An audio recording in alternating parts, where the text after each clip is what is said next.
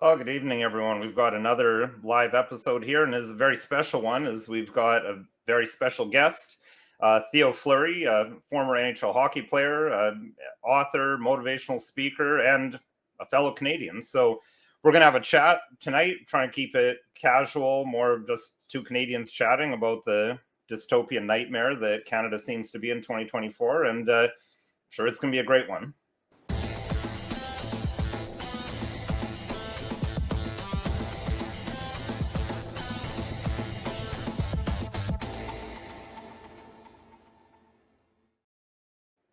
Hello, my name is Nicholas Wands, but I'm a lawyer in Stratford, Ontario, Canada, and welcome to Don't Talk TV, and welcome to Theo Fleury.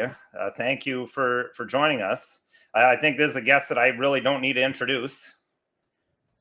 Yeah. No, it's good to be with you, sir. And yeah, so thanks for joining us. There's so many different things we could talk about, and we'll get into a couple that are maybe a little bit spicier. But first, I just wanted to talk to you because I know that you've had a personal and particular interest in issues surrounding addiction and recovering from addiction and the interplay with that with being a victim of abuse. And obviously, as a criminal lawyer, that's something that I come across a lot in my line of work. Yeah. And, I guess the big one that's always on my mind is you hear about, the safe injection sites and things like that. That's kind of a hot topic right now. They're shutting down some of them in Ontario. I don't know if they even have them in Alberta. And given your background and the work you've done with people, yeah, what do you think of those? Well, I think we should first back up and give some perspective. I've been basically studying human behavior for the last 20 years of my life. And what I've discovered is, we're very aware that there's a mental health crisis on the planet. We're very aware that there's an addiction crisis as well. But what I believe is what we do have before the mental health and the addiction stuff is we have an unresolved trauma crisis on the planet. And trauma is the catalyst which brings us into the mental health space and brings us into the addiction space, right? Because, we're traumatized as either children, adolescents, or adults, right? We're going to, nobody's immune from experiencing trauma. And so that trauma leaves us in emotional pain and suffering, okay? And what is emotional pain and suffering? Mental illness, okay? So we walk around in life dealing with this unresolved pain and suffering. And so how are we going to deal with it? Well, we tend to gravitate towards the dark side of life and get involved in addictive behavior as a coping mechanism to suppress the emotional pain and scars that are left behind from trauma. And so as a society, we have done a really poor job of creating safe spaces and safe environments for people to talk about their trauma, okay? And so my story is filled with trauma, mental health, and addiction issues, right? And so when I see these safe ejection sites, I see people who are in severe emotional pain and suffering. And that's why they need whatever, their coping mechanism is, that's what they need. And so instead of giving them the coping mechanism and ignoring that they have trauma, why don't we ask them, what happened to you, right? Like, what happened to you? Because you just didn't wake up one day and have mental illness, and you just didn't wake up one day and have an addiction issue. What happened to you, right? And so I don't see any good coming other than the fact that we're enabling these people to continue the behavior, and we're not getting to the core of the reason why they need safe injection sites. And there's no politician out there that actually gets the concept And it's just a Band-Aid solution for a bigger problem. Yeah, and that mirrors a lot of what I see, because I myself haven't dealt with addiction issues, fortunately, but criminal lawyer, lots of my clients deal with addiction issues. And that's what I always tell people is I've maybe had 1 or 2 clients that got into drugs because they were into partying. But even then, they were probably into partying as a coping mechanism. All of them 100%. have some terrible stuff that happened in the past. But the justice system and society still seems to have this concept of, no, people, they choose to Well, it's not a justice system. Let's get that straight. It's a legal system. That's all it is. It's not a justice system, because as a victim of being raped 150 times, my guy got 6 years, served 18 months, and was back out on the street again, right? And what do we know? 95% of pedophiles re-abuse or reoffend again. And so, to me, it's not a justice system. It's only a legal system. So until that changes. Well, I work in the system, so I'll be right there with you that there's a lot that needs to change about our system. My personal view is that the problem with Canada's system is we're too harsh on the stuff that's not worthy of being harsh on. Like, Right. They're throwing people in jail for like 18 months or because they're driving without a license one day. Right. But then they're too light on stuff that they ought to be really hammering. And well, I've said this for a long time, that sexual abuse is like a living murder. Okay. Because it's worse than a murder, because you murder, you're dead, and that's exactly. You got to live with this this horrifying, terrible experience that you've had, and ultimately, it falls on your plate to do your own personal healing. Otherwise, and being around this subject for as long as I have, most men who have been sexually abused end up taking their own lives, right? Because, like I said, there's no place in society for me to talk about, what happened to me and not be judged and not be ridiculed. And then when I go in front of the legal system sees me as a victim. And so they think they can still treat me that way and talk to me a certain way because, ultimately I'm a victim. So the system is set up to re-victimize victims. You know what I mean?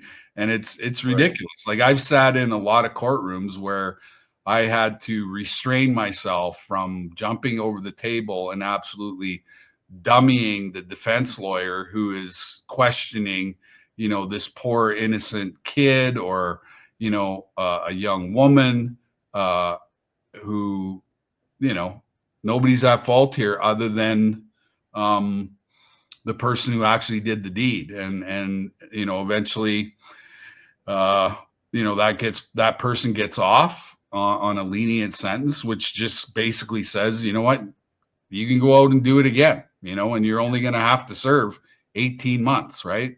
And, what I know about pedophilia is the urge is greater than their own common sense. So even though they know that they're doing something bad, they can't control the urge to, groom somebody and then eventually, victimize. I mean, there's that, but the pedophiles I've dealt with, and because I have to represent these people sometimes, it's a lot of. I find that they live in an alternate reality. Like, they'll be telling me stuff, I'm like that's just insane what you're telling me. Yeah. Like, a lot of she was seducing me. I'm like, what, that 10-year-old child was seducing you? Like, do you have any concept of how insane that sounds? You talk about having to restrain yourself from jumping across the table and doing something to someone. But what you're saying about the defense lawyers, questioning these children, and that, it's a tough situation because we have to balance having that compassion for these people and wanting to believe them, but we also have to balance it with the fact that there is such a thing as wrongful, false accusations, and there has to be. Yeah, but in my of experience, sussing that out. when you tell that story, there's no way you can lie. There's just no way you can lie, because like after I wrote my book, like I got run over, completely run over by people everywhere I went, every speaking engagement, every workshop, every book signing, like 5, 10, 20 people were coming up and saying, "Hey man, you told my story. Me too." So, they say that the true stat is 1 in 3 girls, 1 in 5 boys before the age of 18 will have some sort of unwanted sexual experience. So that's, 2/8. 2/8 is 1/4. So 1 out of every 4 people that walk the face of the earth are going to have this experience. And so the amount of people who lie about this is like 0.00001 is how I see it. Yeah, well, I mean, it could be, but I think the problem is you still have to have a justice system that's based on. But it's not a justice system; it's a legal system. But I mean, even you got to have a system. I can't see anything better than having that presumption of innocence, because otherwise, and it has to be the same for everyone. I don't think you can have a system that functions where there's one set of rules if you're accused of one thing and another set of rules if you're accused of another thing. So that's the difficulty. There's no perfect situation. Right. There's no perfect solution. You got to, it's like, what's the least bad? Okay, so then let me ask you this. Then how come one of the biggest industries on the planet that creates the most amount of money is child and human trafficking? It's a $200 billion industry. How does that happen? Well, because there's no justice system. There's only a legal system. Well, I think how that happens also is I think that there's not nearly enough resources put into fighting that. Right. And looking into it. Because judges and lawyers and politicians are involved in that industry. That's the only way I can make But I mean, I guess there's also the question of why are the police not focused more on that too? Well, they're involved too. Because my problem is the police, they'll go to the ends of the earth to find a guy who made some memes for a neo-Nazi group. Like they'll spare no expense to hunt that guy down. He made some memes. I've talked about this case so many times because it just seems like, okay, not a fan of neo-Nazis, but you're going to spend that much energy and resources to hunt that guy down when you could probably find 100 human traffickers with a couple hours of work if they wanted to really look into that. And it's a matter of a lot of resource allocation. And I mean, there's a lot. Maybe there are people in high places that are involved in this stuff, but there's a lot of low level stuff too. And I don't know. It just seems like maybe is it because certain demographics are the perpetrators. Who are the biggest consumers of child and human trafficking? Pedophiles, right? Yeah. Well, and then there's the pornography industry too, is massive as well. Why is that allowed? Why is that never outlawed? They talk about how, Me Too, and we're trying to be compassionate people, but then you've got this giant industry that's just about exploiting people. I mean, they try and say people, they want to get into that, and liberals even say, we should legalize prostitution. Like, because people are voluntarily getting into prostitution. Like, very few people, I think, just wake up and say, hey, you know what, I want to be a prostitute. Usually it's they get, these guys get them with drugs or some other way to kind of force them into it. And well, there's a grooming process there too, right? And all of this DEI stuff and SOGI stuff and all, I just see it as one big grooming organization that are grooming society. And it's interesting with the DEI. And last time I checked, grooming is against the law. So but then there's other stuff that's against the law, like, for example, the whole conversion therapy law that went in. When you actually look at the details of what it says, like, as a parent, you're not even allowed to talk to your kids about, like, because you're a homophobe if you think that, oh, maybe your child has something going on that is what's leading them to have same-sex attraction, because that's conversion therapy. The definition is so broad that if you sit your child down and say like, hey, you know, is something going on? Did something happen to you? Is that why you're you know, having these attractions? That's actually illegal. If they went to the police and said, hey, my dad sat me down and and I think that's totally re-victimizing people too, because there's a whole section that you can't even talk about because no, that's conversion therapy, that's homophobia, and then you're actually denying people help and re-victimize them even more because you're saying, no, that's your identity. You're not allowed to help that person or try to talk to them in any way. Yeah. Yeah. It's like, we're in a scary place. We're in a scary place. And, but, you know, the world's been in scary places like this, you know, numerous times. You know, if you go back as far as the Bible, you know, Sodom and Gomorrah, and, you know, the Romans, the Greeks, you know, Well, yeah. you I know, mean, the world's been a scary place probably more than it's not been a scary yeah, place. yeah, If you look through history, there's been a lot of tough times. But I said I wanted to we'd talk a little bit about, we go down maybe a bit of a rabbit hole because there's some tweets that you posted that are on some topics that have been of particular interest to me. So I thought we'd talk about that a little bit. So there was one where Jagmeet Singh recently had some comments. I guess it was a press conference or something like that, where Richard, maybe if you could throw that up on a screen share, we'll play a little bit of that. Blunt, I've seen a lot of older white men fail upwards again and again, and that is just going to continue unless we actually try to change things. So I fundamentally believe if you don't change things, you're going to have the same system. And the same system is going to benefit those that were already in power. So you have to fundamentally do things to change it. And that's what Equal Voice is about. Saying we got to change the way things are if we want different results. If you want different outcomes, you can't just hope they're going to happen. You got to make them happen. And that's with policies. That's by putting in place real clear strategies. And so I want to thank you for the work you do. That's enough from Jagmeet. I mean, watching that, I mean, there's a few things he's saying there that aren't wrong. Right? I mean, we're talking about like, yeah, there's got to be some serious changes to the system. Okay. I think he and I would have totally different, and probably you have totally different concept of what those changes should be. And I do find it extremely hypocritical from a guy who's failed upwards and totally benefited from the system to be complaining about the system like that. But I'll let you give your thoughts. What did you think about that clip? Well, what people don't understand is that the NDP party, from its inception, has always been a socialist communist party. Okay. And in Canada, we are a supposed democracy. So why would we have a communist party involved in any aspect of, you know, society? Right. And so that little clip is all about divisiveness, right? Pitting different nationalities against each other. That's all it is. Race warfare, all that.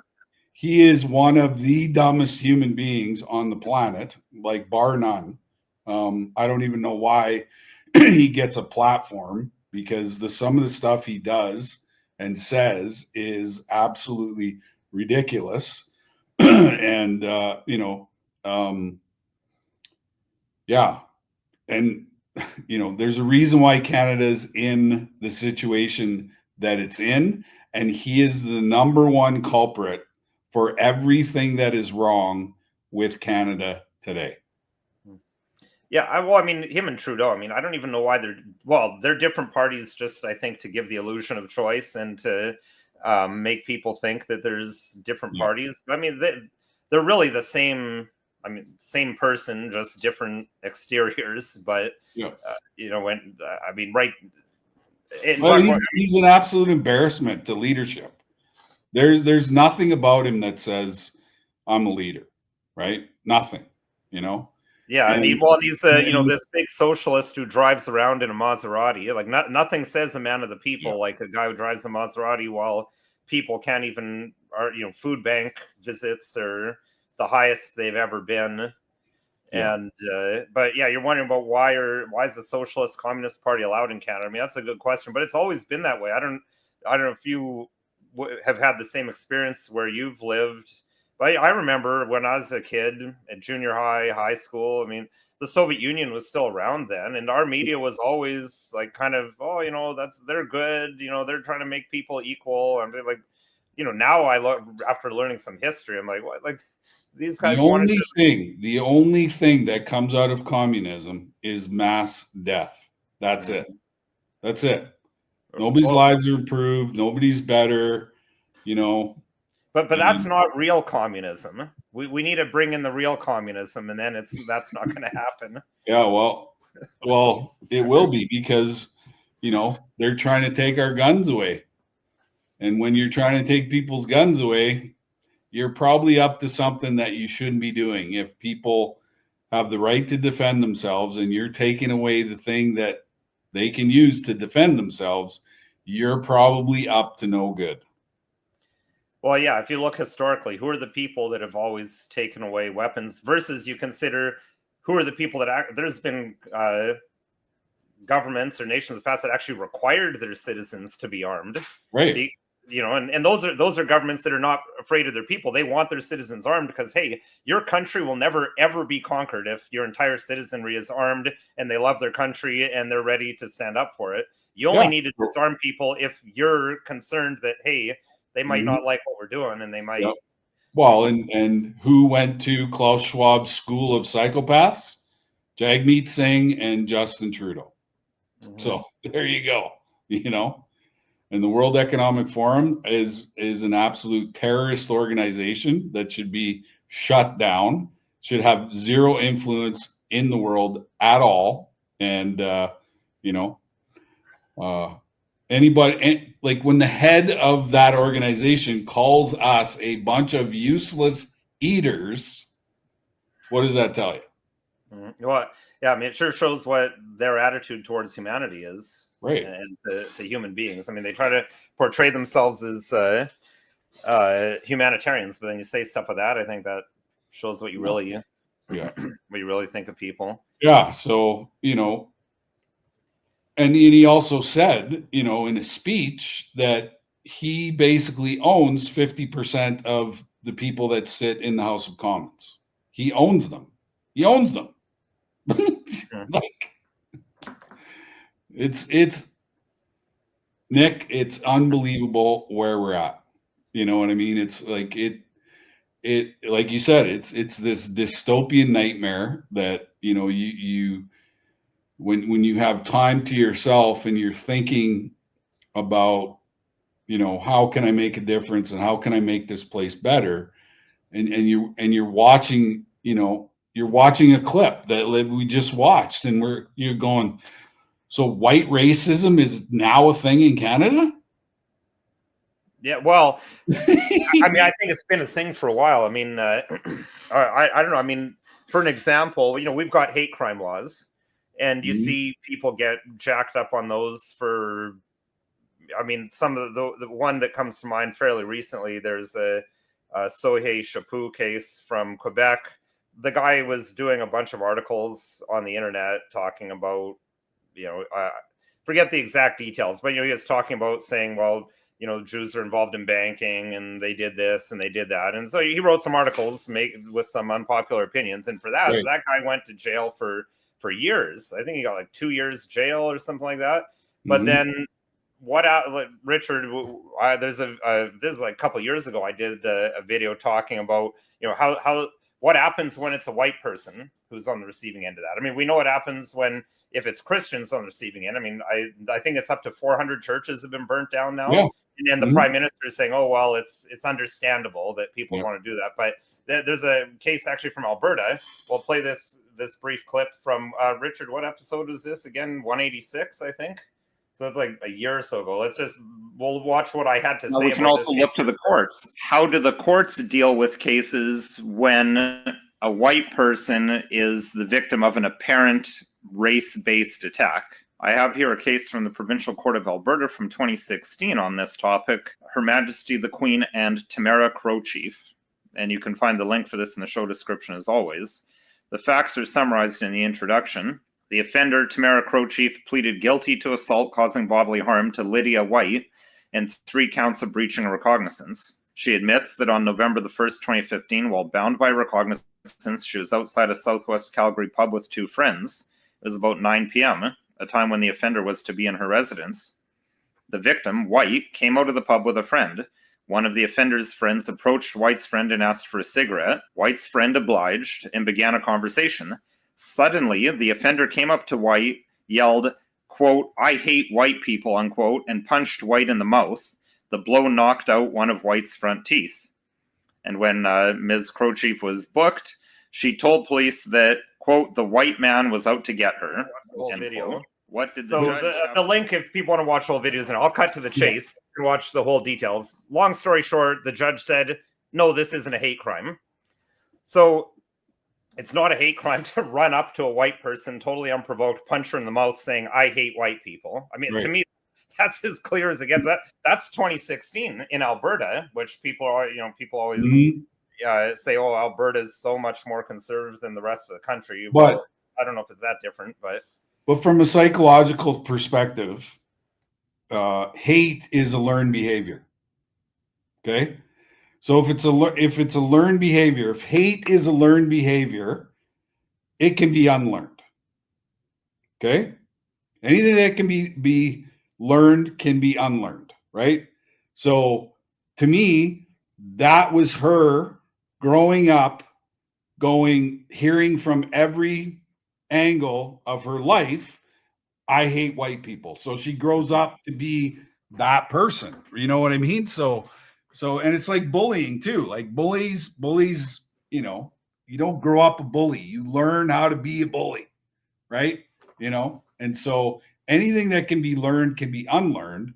And what we have is politicians who are constantly throwing logs on the fire of hate, and they are championing it, and they are putting it out there. And what in that clip is Jagmeet throwing another log on the fire. Yeah, well, I think you're right. I mean, it's stoking more and more and more, right? So well, I just look at. I mean, I grew up in Winnipeg. Lots of Indigenous people in Winnipeg. Yeah. We all got along fine when in the 80s, 90s. Yeah, like race wasn't really a thing. I think we were actually pretty close in the 80s and 90s to being past all that stuff. But then after a bit or after 2000, they start ramping up and all this stuff, and they're always talking about it now. Yeah. Always like identifying, people are defined by, their demographics. They're defined by their race, even hiring practices and all that. And it seems like there's a lot more anger and hatred than there was back then, and it's being and who is by them constantly who's the guy that came out of the gates in 2015 and was like, I am going to divide this country into every sect, denomination, race? Justin Trudeau is the guy that changed all of that. Well, speaking of Justin Trudeau, I know you shared another clip of Justin Trudeau. I think I see Richard's got it queued up, so I think it's a short clip. We'll play what he had to say here. I mean, it's a little bit similar topic, but a little bit different too, because it's talking about the immigration situation, what's happening in Canada with that. Canadians continue to have confidence in immigration as a good thing for our economy, good thing of our country, because they know we have a strong and rigorous immigration system that adjusts depending on the needs and the opportunities for Canada to grow and integrate more people. That is what we are continuing to defend. That is what we fight for every single day. While the leader of the opposition talks down Canada, talks down Canadians, and puts partisan attacks ahead of reasonable policy solutions, we're going to do the work necessary to protect Canadians and protect our immigration system. So just first of all, I'm going to say, I don't think he's correct when he's saying that Canadians are still in favor of this like almost unlimited immigration we've had. And I'm just going to hasten to add, while Richard's getting the National Post article that I think contradicts the Prime Minister, is it's not a racism issue. It's just like any country can only handle so many new people, especially as immigrants. Like if you have new people coming by way of babies, those babies don't need a job. They don't need their own house. They don't need all that right away. You got about a runway of about 18 years before they start needing that stuff. So you have time to build it. But when you're bringing in huge numbers of people, they need a job right away. They need a house right away. So, they'd always try and frame it as you're racist if you're against immigration. It's not a racism thing. I mean, it's just any country can only handle so much. It's common sense, and our politicians have no common sense, right? Yeah. We can throw out the great replacement theory right now. The World Economic Forum, one of their goals is to wipe us off the map, right? Mm-hmm.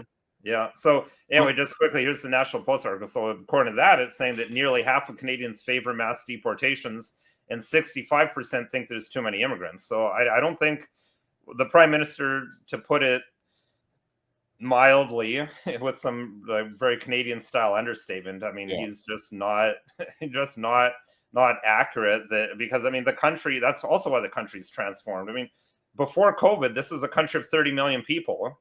We're what, 42 million people now? I mean, what country could withstand that? I mean, I think people have a right, especially when they basically shut down the oil and gas sector in Alberta. They're anti-business. They're, you know what I mean? They're big government. That they have no concept of leadership. They have no concept. They have tunnel vision. And let's face it, Trudeau is the most blackmailed, compromised prime minister that we've ever had in our history.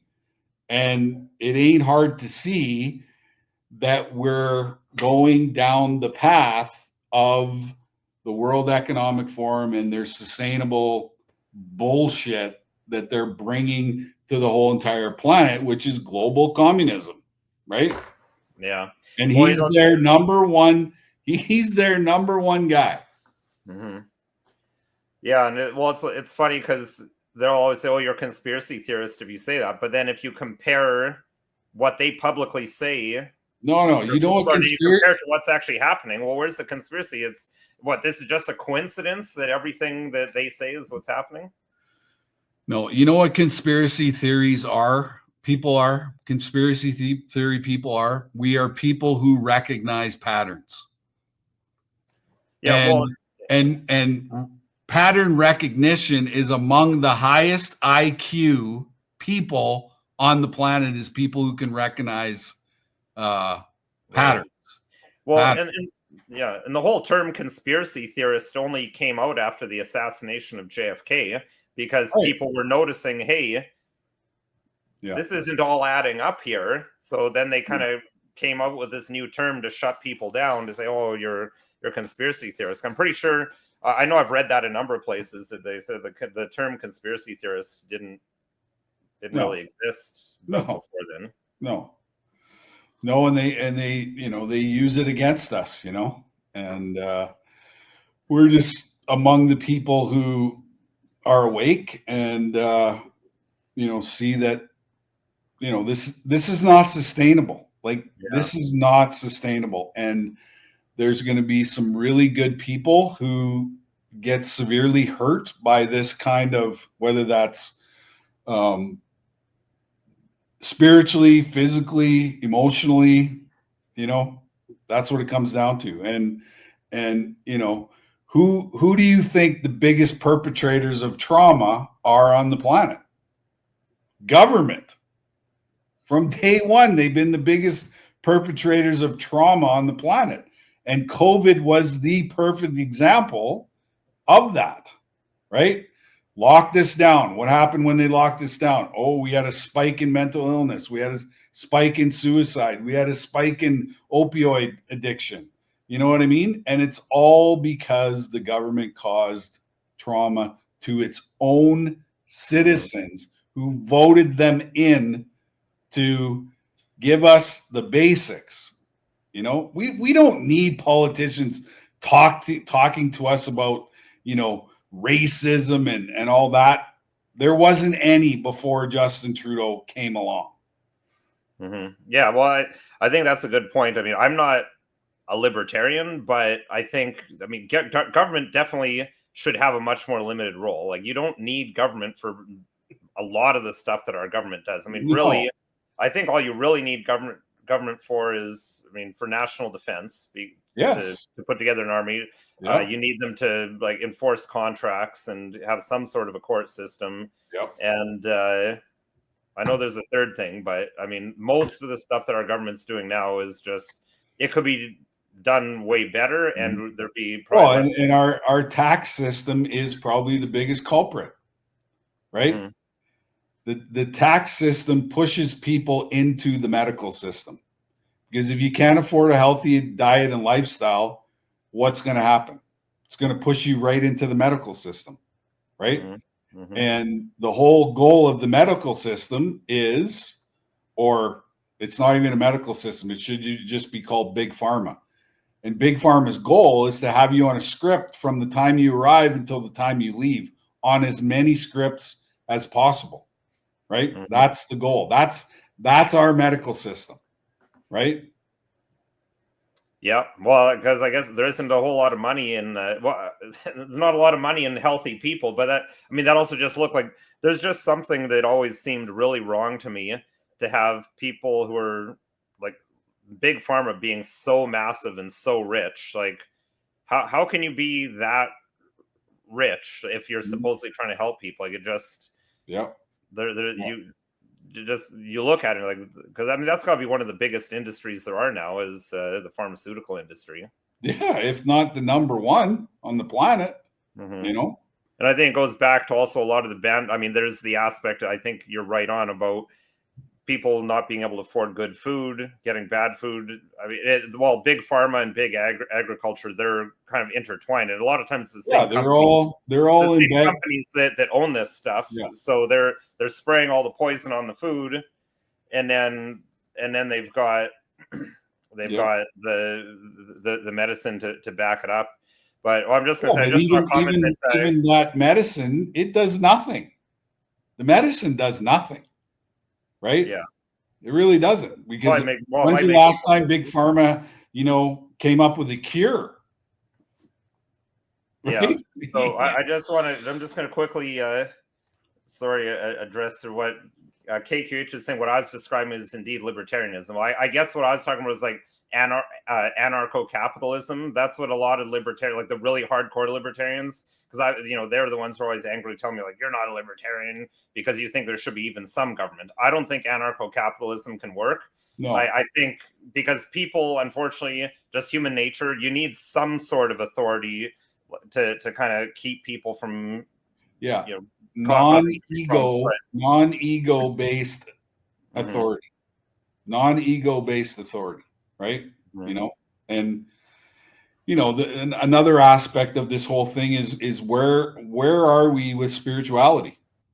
Like where does God come into this picture? Because all they've done is try to eliminate him in every aspect of our lives, right? Well, I'm glad you mentioned that, because that's been one of my I guess kind of themes. Is you look at our Constitution, the very first words are that Canada is founded upon the recognition of the supremacy of God and the rule of law. So I'm like, well, we got rid of number one, the supremacy of God, so no wonder we don't have the rule of law anymore, because the very first thing in our Constitution has been, as you say, it's like been actively pushed aside, gotten rid of, and then that goes back to what you're talking about, the trauma and all that. A lot of it, it's a spiritual problem too. I mean, I think that's a trauma, is that humans naturally have a desire for something.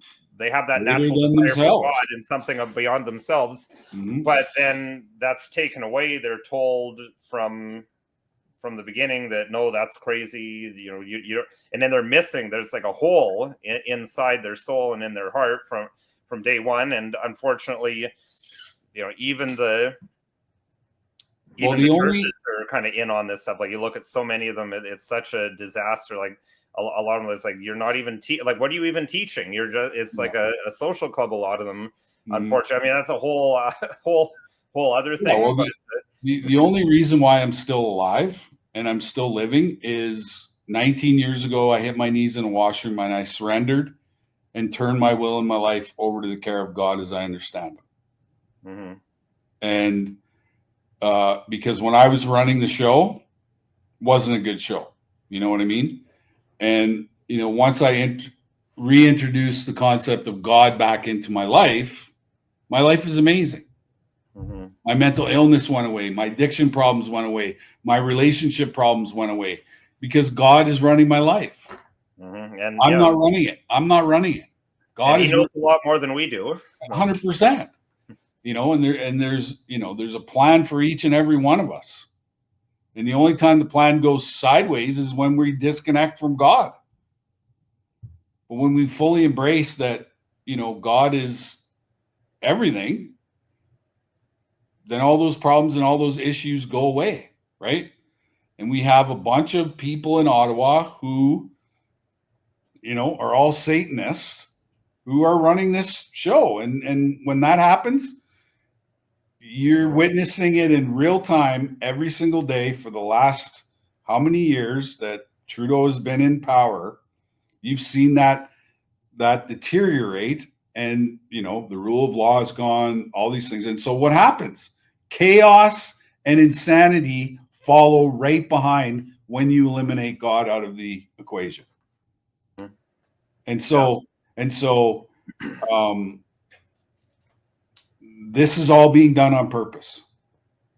Mm-hmm. And it's always been premeditated. Like it's premeditated craziness. Premeditated insanity. It's been premeditated by the same guy who, right at the very beginning, went hid himself inside the form of a snake and went and convinced the first woman to eat that forbidden fruit, who then convinced the first man to eat that forbidden fruit. I mean, it's the same person. Then, you know, no one in our chat box has been taking any issue with you calling our leaders Satanists, but just in order to be a member of the world, in order to be a member of the World Economic Forum, you have to swear an oath to serve Lucifer. Okay, I wasn't aware of that. Yeah. So, but even if there isn't a formal oath, I mean, I think if you just look at what they're doing, look at the actions. Are these the actions of, you know, of God and love for humanity and moving things forward? You know, the things we've just been talking about. Yeah. Is it that, or is it going against that? And if it's going against anti-Christian, the old Canadian values, hard work, love of God, love of community. Like, he destroyed all of that in like 10 short years, one generation, generation. He did all of that. Yeah. Well, because when I grew up in Canada, I grew up small town Canada. My parents were poor. We were dirt poor. We lived in a low rental home, you know, small house. We were on top of each other. You know, we could barely rub two nickels together. And I discovered this wonderful game called hockey. And I'm like, oh my God, here's my out. If I work hard, if I respect people, if I care about people, you know, if I can get out of this situation. Can you say that now? No, you can't. You can't say that now. Those, you know, postmodern Canada is craziness and insanity. That's what it is. There is no hope. Where's the hope? And that's the interesting thing, is even the people who totally are in favor of everything our government's doing, they're just as miserable as the rest of us, maybe even more so.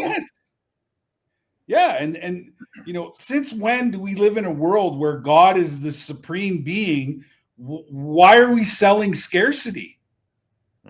God is a God of abundance, and these guys are selling scarcity every single day, scaring the shit out of people. But if you're a believer,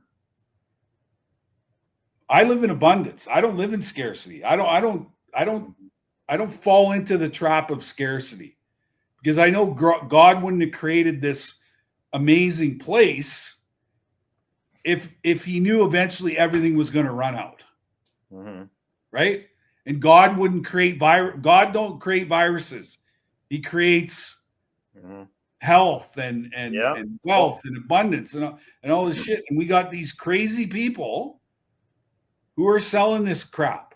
Yeah, well, you're right about the scarcity, and the scarcity stuff they always sell never comes to fruition, right? No. Like I remember, they were talking about was in the 80s, 70s or 80s, they're talking about, we're going to hit peak oil in the next few years, and then there's going to be no oil. Well, I mean, now there's more oil that's been discovered that they're drilling than was ever present. Or they're always talking about, what back when the world was like 3 billion people, they're like, oh, everyone's going to starve to death because there's not enough food. Well, it's 7 billion now, and there's more food than ever. I mean, if it was actually distributed and our systems weren't the way they are, I mean, there's so much food in Canada. Why are people going to food banks? Why is food unaffordable?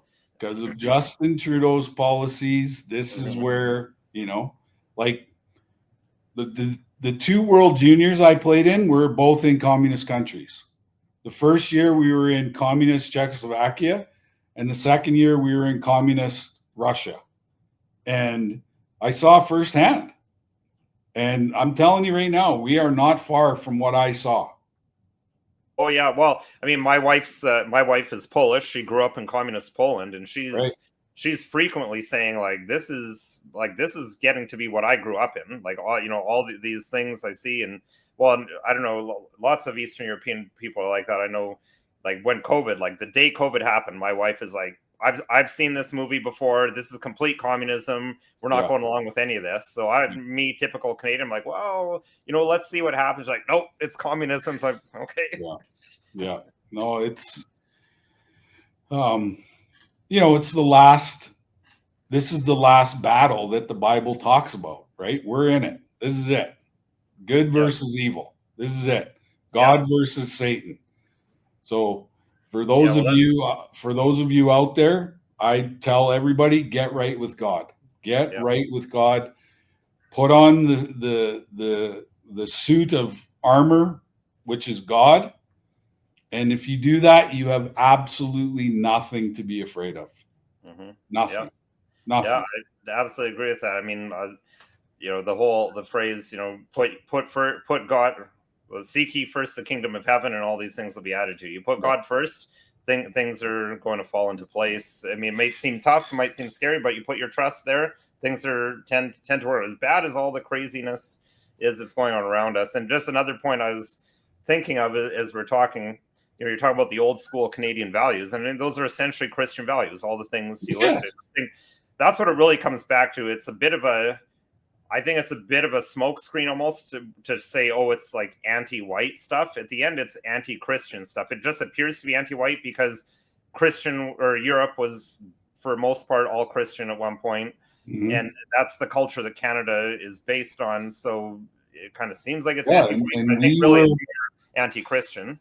We were once one of the greatest countries in the world because of those values, right?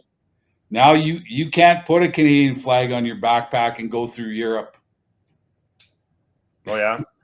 No, because Justin Trudeau ruined it, destroyed it. Post-national state, admirer of basic dictatorships.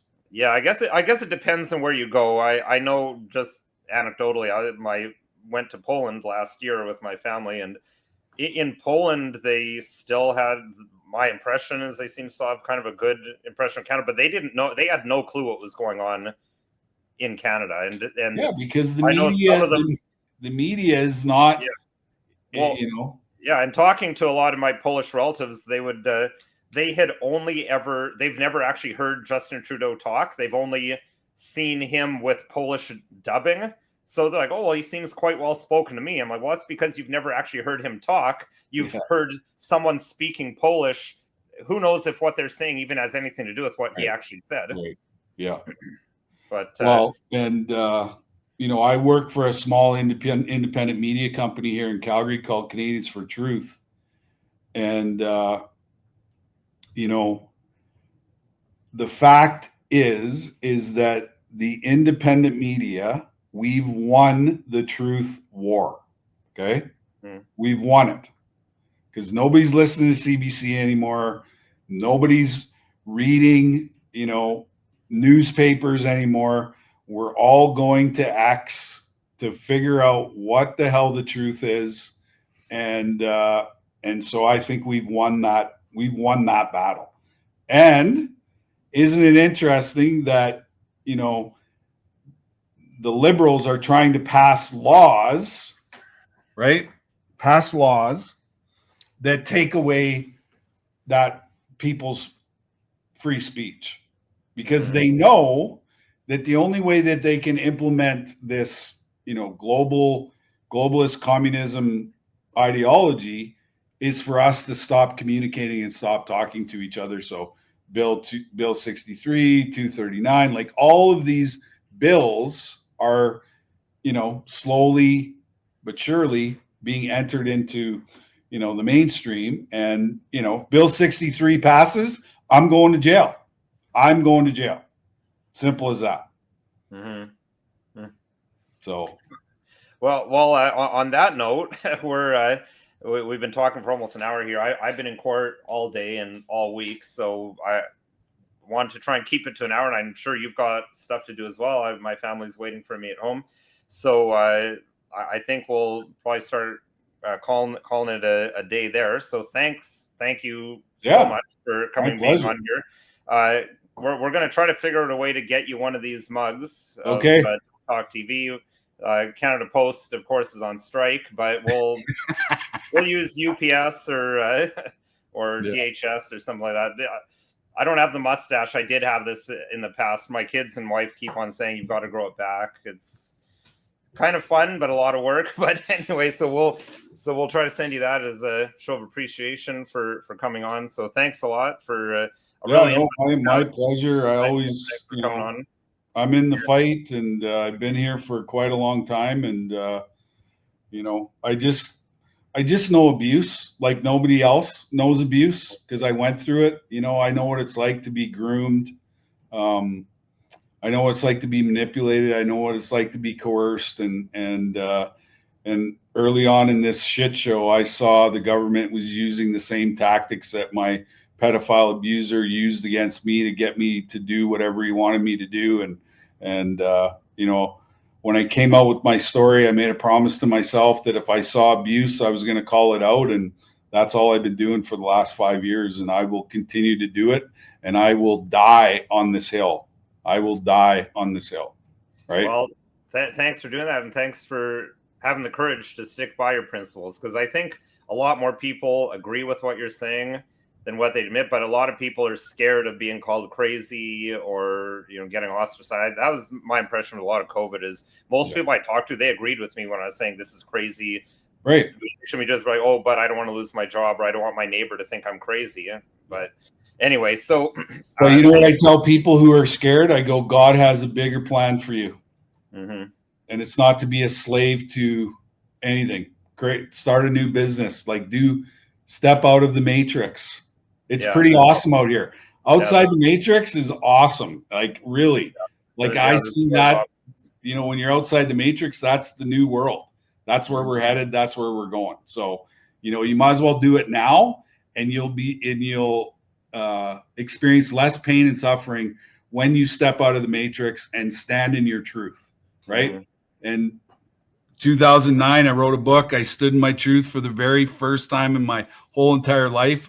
And I wasn't going to go back into the matrix again. I was going to stay outside of it and just, God, I knew God was on my side, and he still is, and he will be with me, through this whole journey that we're on. And ultimately God wins, and that's faith, right?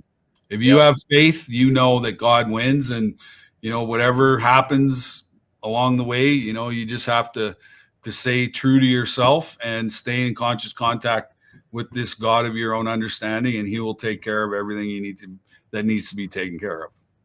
Right. And that's been my experience. All right. Well, yeah, thanks again. I just got to give a quick shout out to Greg Wycliffe. Actually, I saw him in the comments box. I was going to give a shout out to him earlier. He's going to be on with us next week for another live. So tune in for that. I talked to him last week. We had a great chat. So now kind of returning the favor, he's then going to join me since I was on his show. Actually, it wasn't last week, it was earlier this week. That shows how long this week has been. I feel like it was already a week ago. But so tune in for that. And thanks again, Theo. And of course, I've got to give my lawyerly disclaimer that nothing in this video is legal advice. If you need legal advice, call a lawyer. My contact information is going on the ticker on the bottom there if you're in Ontario. And although even if you're outside Ontario, I can, I might be able to give you some little bit of advice, although mostly in the criminal area, which nowadays people need that more than for stuff that I never thought they need it for. Like I've talked about in previous episodes, some of the crazy conversations I've had with CSIS agents and RCMP officers that I never thought I'd have. But if you any show topics or things you'd like to see us cover, ideas you have of things you'd like me to ask Greg next week, please send us an email to the email address that's going on the ticker there, or leave a comment in the comments section. And if you found this video at all interesting, helpful, informative, please consider liking, sharing, subscribing. We've been stuck at like 8.3 thousand subscribers for 2 years. We're trying to get to 10. So please subscribe, spread the word. And thanks again, Theo, for joining us. Yeah, my pleasure. Take care, man, and keep up the good work.